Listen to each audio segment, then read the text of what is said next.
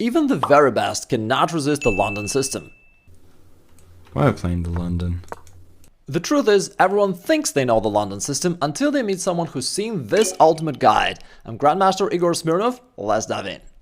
Your main plan is very straightforward. You develop your pieces this way, put up this pyramid of pawns, then put your pieces in between, and ultimately you have a very nice and harmonious position.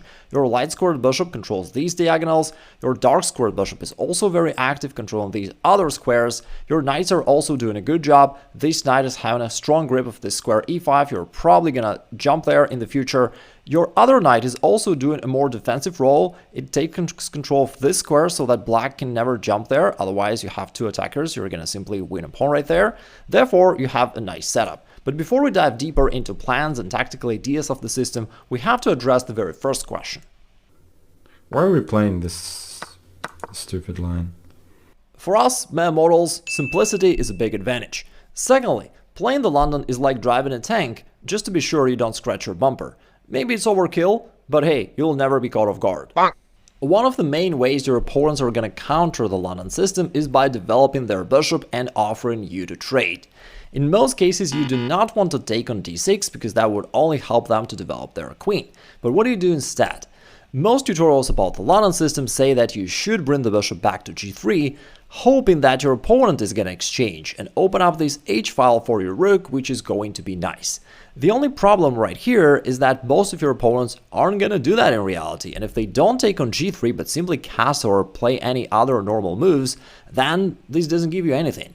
And I think that there's a better way of going about things, because let's face it, playing the London system makes you very similar to lots of other players. And you want to stand out, you want to surprise your opponent, you want to challenge them. That is why, instead of dropping the bishop back to g3, there are a couple other interesting ideas. One of them is to land your knight on e5. This way you lock the position, you avoid simplification, and also this knight is actually one of your main assets that's going to support your attack down the line. And it's quite irritating for your opponent to handle this knight that controls all these squares, but neutralizing it is not an easy task. Let's say they castle and you just continue building your usual London setup. At some point, they will be irritated by this knight. If necessary, you can always support it with the other one. If they take it with the knight, that is just a pretty obvious blunder. They're going to lose one of their pieces right after that. If instead they try to trade with the bishop, then it's certainly much better, but it's still good for you, because after this recapture, you also kick this knight away. Notice that it can come forward. Your queen controls these two squares. Your bishop and knight, as always, control that square on e4. Therefore, the knight is pushed back somewhere, either to e8 or d7, but both ways is good for you because you just pushed your opponent backward to a more passive position. From here it attacks the pawn though, therefore you do need to defend it. And if he tries to attack it once again, you can also take advantage of the fact that his king now has no defenders. There's no knight on f6, and therefore you can pull off this typical Greek gift sacrifice with a quick winning attack. And it's interesting that if you know all these tricks, you can turn the classical bit dry London system into a very powerful and aggressive weapon. Right here you're winning the game straight away. You're threatening checkmate. If the rook moves, you can then capture this pawn on f7, and either way you're winning the game. Your knight on e5 actually takes part in lots of different tactics. Imagine your opponent goes c5, a very usual and normal looking opening move. But guess what, in this case it's already a big mistake. You play bishop b5 check, and all of a sudden your opponent is in trouble. He cannot cover normally because your knight controls the square. He cannot play knight c6, you're going to take that. You have two attackers right here. If instead your opponent plays another natural looking move, bishop d7, then once you take it, there is a big issue for black. They cannot simply recapture, because in this case they're going to drop the bishop on d6. It will be simply up a piece. If instead they try to trade bishops first, you aren't going to simply recapture, you're going to toss in a nice in between check, knight takes c5. That's a discovered check, but more importantly, you just save this knight. And once your opponent does anything to cover his king, you then recapture this bishop on f4, ending up with an extra piece. That said, I understand it can be confusing, so many variations, and you might feel like you'll forget it right after watching the video. I actually prefer to understand chess instead of endless memorization, and if you prefer this style, I've got a free masterclass about that, and I'll drop a link below the video.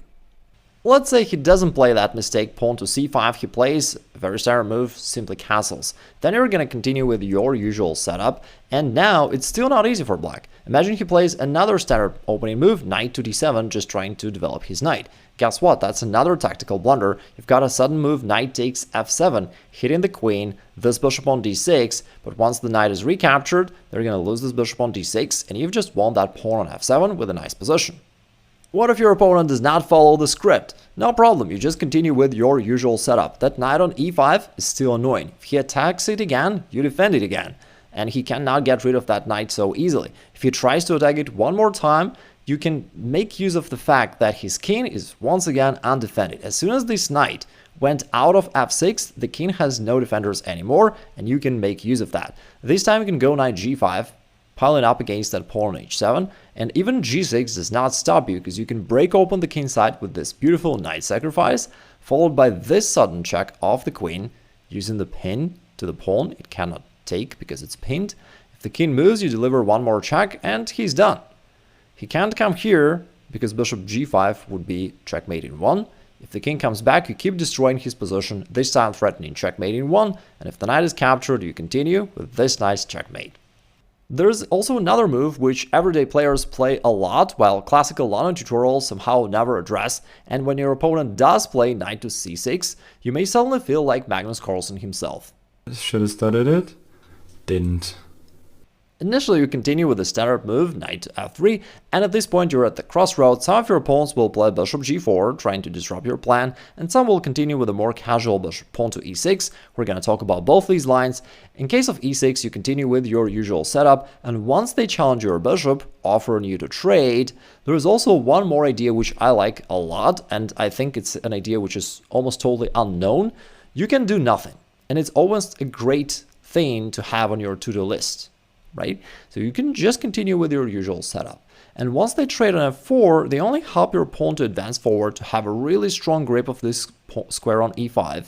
They'll certainly never be able to break open the center anymore in this game, and everything is just great. You simply continue. At this point, the most played move by black is rook to e8. Don't ask me why. And as soon as you land your knight to e5, now it's even more annoying for black, because either they'll have to tolerate this knight there forever, or if they ever trade, now this pawn advances even further. And it's actually very interesting. Somehow your e3 pawn could not walk a straight line like a normal pawn. It zigzagged its way forward, and I call it the drunk pawn variation, which is actually very strong. Now it hits this knight. Again, as always, your queen controls all these squares. Your knight and bishop controls this one. Therefore, the knight is pushed back, and as soon as the knight is not there anymore, as always, you can take advantage of that and start attacking his king with the move queen to h5. Threatening queen takes h7 right away. Of course, he can block that, but your attack just goes on, and now it's very straightforward. You can push the h1 forward, open the h-file, and checkmate him right away, or bring your knight right here. Either way, it's already winning for white. What if your opponent pins your knight? Well, you follow the golden rule, treat others the way you want to be treated. Since they pinned your knight, you are going to return the favor. And on the next turn, you kick their bishop out.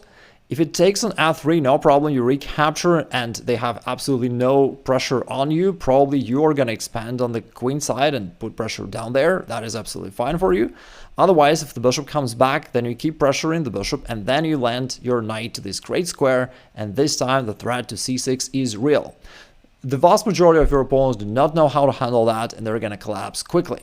For example, if they try to attack your bishop, there's no need to move the bishop because there is a stronger move, knight takes c6. You ignore their threat completely and you just execute your threat. And at the end of the day, you're going to win something and get a winning position. Now let me share with you a couple ideas and concepts that will surprise even advanced opponents, and even if you're an experienced London player, this might be something useful and new for you. So here's the first thing. While you can develop the knight or play e3 first, and objectively both moves are equally strong, in reality I do prefer playing e3. And I'll show you why in a second. There are a couple interesting ideas that you have here. And if instead you start with knight to f3, of course it's not the end of the world, but sometimes the issue is in some variations they can confuse you with this pin and you may not be sure what to do about that. Therefore, playing e3 right away is a little bit more accurate. Now, here there is also one interesting idea to consider.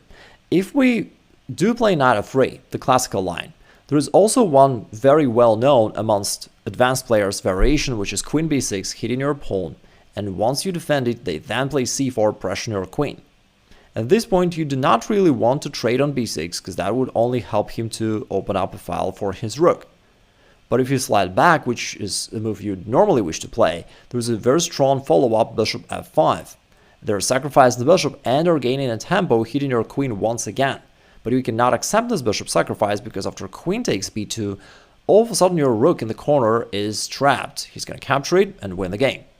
Now let's compare that with you delaying development of your kingside knight and instead start with a queenside knight first. Now if your opponent tries to follow the very same line, queen b6, hitting this pawn, you defend it, he attacks your queen once again, you slide back, and if your opponent tries to follow that well-known theoretical line with bishop f5, guess what? It is just a blunder. It makes no sense anymore. You simply capture the bishop and you're up a piece, and that is it. If he captures the pawn, your rook is no longer trapped. You can easily move it. It might be even easier for you to offer an exchange of queens because there is a general rule when you're up material trade-off, just to simplify matters for you. Therefore, you can play queen b1, just trying to simplify matters and go into a winning endgame with an extra piece. If he captures here, you just recapture with a winning endgame. If he takes here, you can kick the queen out with your knight, and then once the queen moves, you can capture on b7 because it's always more prudent to sacrifice your opponent's pieces. There is another unknown idea. If your opponent does not go for this queen b6 side attack, but just sticks to the main line and simply tries to develop his pieces normally, there is another advantage with delaying your kingside knight development. You can trade bishops here, but now play pawn to f4 because this pawn is not blocked by the knight from f3.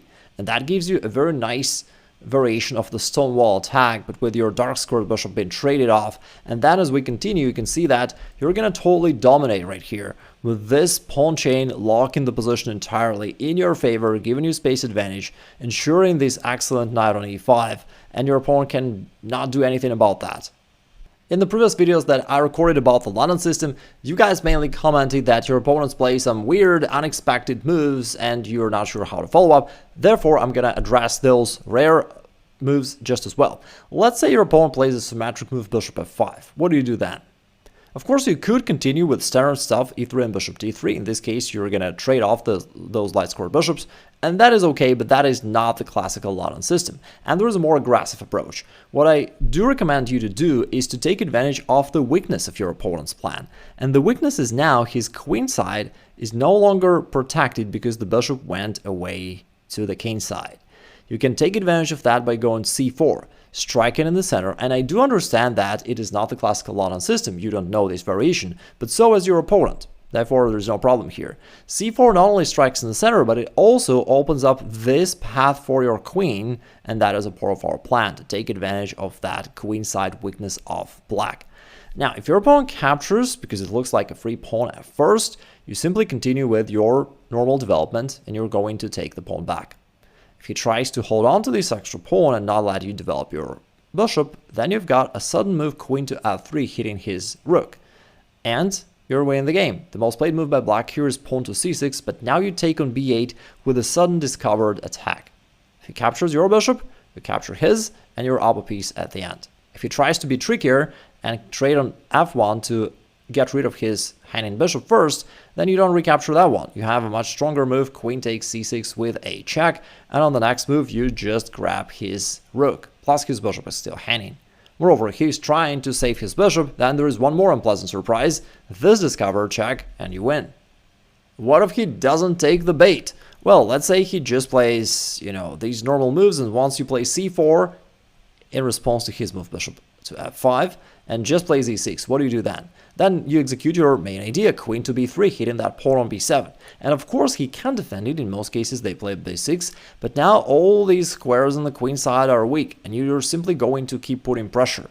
Typically with your knight from c3, it's not yet a threat, but nevertheless, overall, it's sort of annoying for black. Also, your rook is going to come here to add more pressure, and let's say if he just develops, then you can win the game right here. So after the trade on d5, you all of a sudden jump forward to b5 with the threat to this pawn on c7, and it's not just a pawn. Once you capture it, you're going to attack the king and the rook, therefore it's a serious threat, and you're winning the game. You can also bring the rook if you need to, but black is just collapsing right here.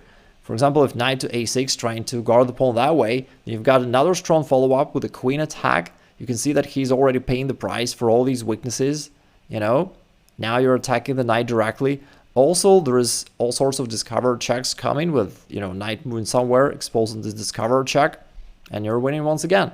If he tries bishop b4, he tries to counter-strike, there's a very rare opportunity for you to legally respond with a check by a counter check.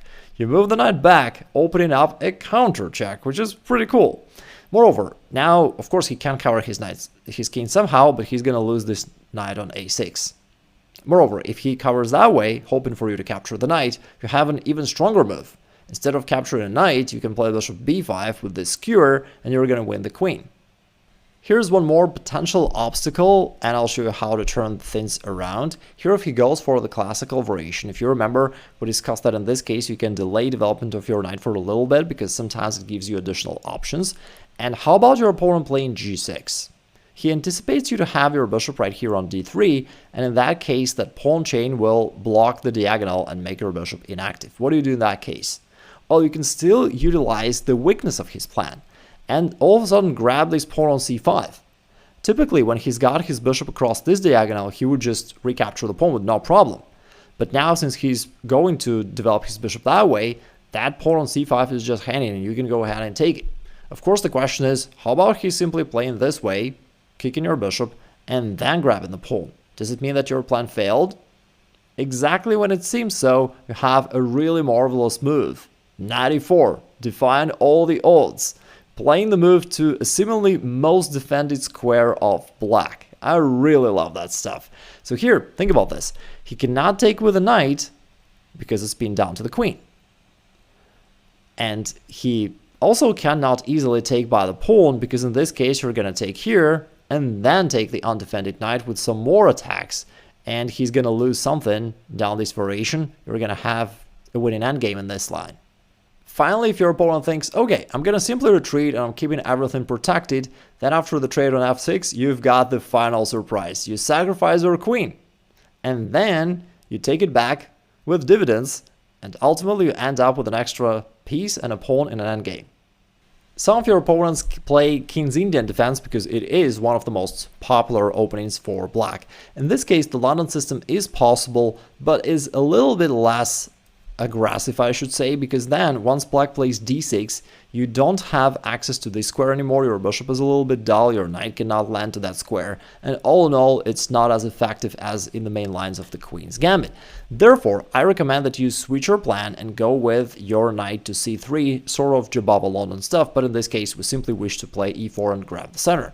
The beauty of this plan is that in most cases, by far, the most played move by black would be bishop g7, just sticking to their King's Indian plan.